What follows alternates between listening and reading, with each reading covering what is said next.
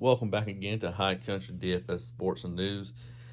This week it's gonna be more like a podcast. There's no visual, there's no screen, nothing like that. So, hey, I'm sorry for that.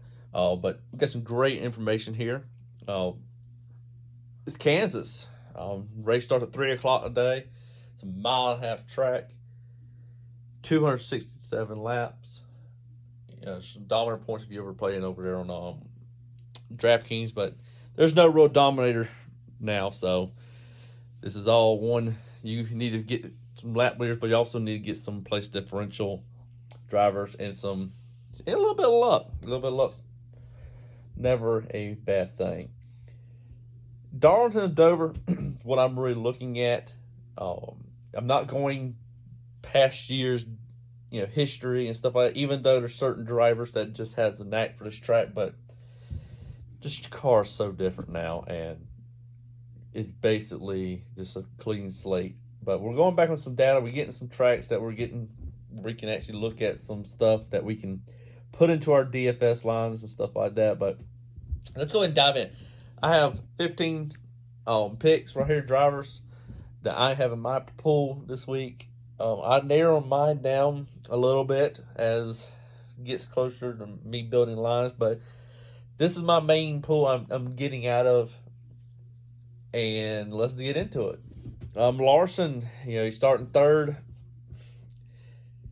He had a hot rod last week before he spun. It was a dumb move. And then he spun, and then later in the race, they had engine problems because of that spin. So I'm looking at Larson. I like Larson. I think he's going to do fine. He's going to need to lead some laps though, and I think he could. But the next driver I'm about to talk to, I think he's really going to lead a lot of laps. He's starting sixth. Kyle Busch. He is fast off the truck. I expect him to contend for a win. I expect him to lead a lot of this race. He's just fast. I mean, practice this year also is helping. So those things getting his car right, but he's been the best JGR car. So he is going to be good.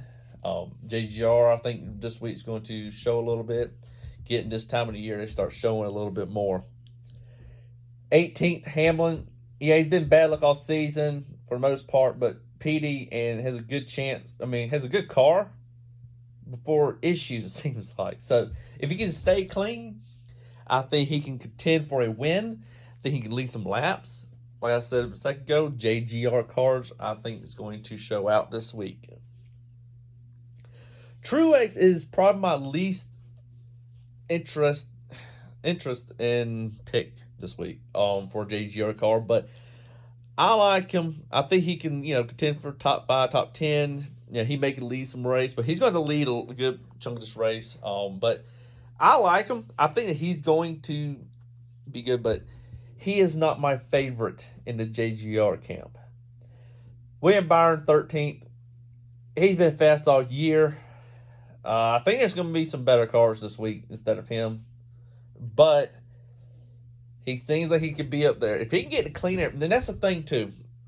With this car, you have to have clean air. You cannot have, if you're back in the pack, you're not really passing. So if you get out clean air, you can have the 15th best car and you can lead pretty much. So hard to really pass, but if you get out front, lead chunk of laps, and I think that's what's going to happen rest of this year. And if it never gets any better, this car, I think this is going to continue, but we cannot really go by that. I think Byron's going to be able to top 5 win. I don't really see. I think there's some better cars.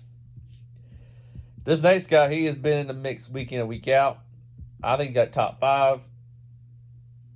He probably going to need some laps. It's Chastain starting lap. That little bit of PD right there, it's going to be big, especially over on FanDuel.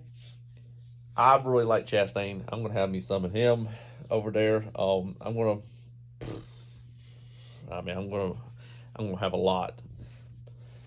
Harvick, 23rd. Yes, like I said a minute ago, track history, it's not all that important anymore, really. But you got to look back at some of the stuff and dive in, especially this year. I mean, I mean, he's always consistent. He doesn't really tear up his stuff. He's starting 23rd. He has the PD. If he can finish top 10, that'd be a good fantasy day. And I foresee him doing that. And you never know. I think he's going to get a win or something like that sometime this year.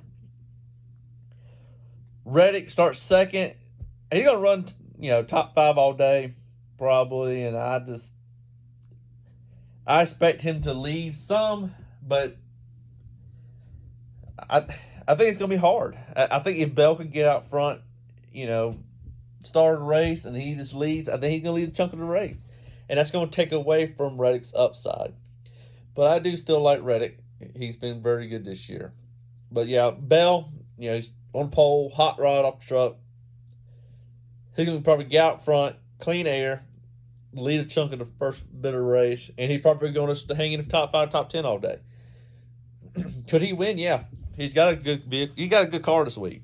So, Bell, I like a little bit more than Reddick just because, clean air and all that. And I think he's going to do pretty well. Next was a very interesting, sneaky kind of I wouldn't say dark horse, but it's kind of a dark horse. It's Kurt Busch. He's starting 5th. He had that Jordan paint scheme also, so if you're into a narrative. But it unloaded pretty good. I like Kurt Busch this week. I think he's going to, be top 10. Price point, he's going to, that may be okay. Might need some help elsewhere. Some other cars getting some issues. Next one, I think is a little bit low in price on both sides. I think around 6,000 and a little bit more over there on DraftKings. Is Austin Dillon. I mean, he's just a good lineup filler. I've always said he's a lineup filler just because you can expect that top 20 or run that 15th place finish. But he has that 5th to 10th upside. And RCR to me, I think is going to do really well this week. Things I've seen and how they practice, I really like it. And I think that he's going to be just fine as a lineup filler. 8th start place for Bowman. Better cars around him, but he's going to be in top 10.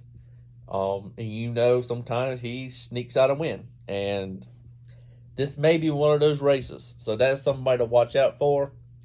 3rd, 6th starting place for Stenhouse, PD upside. He's been solid.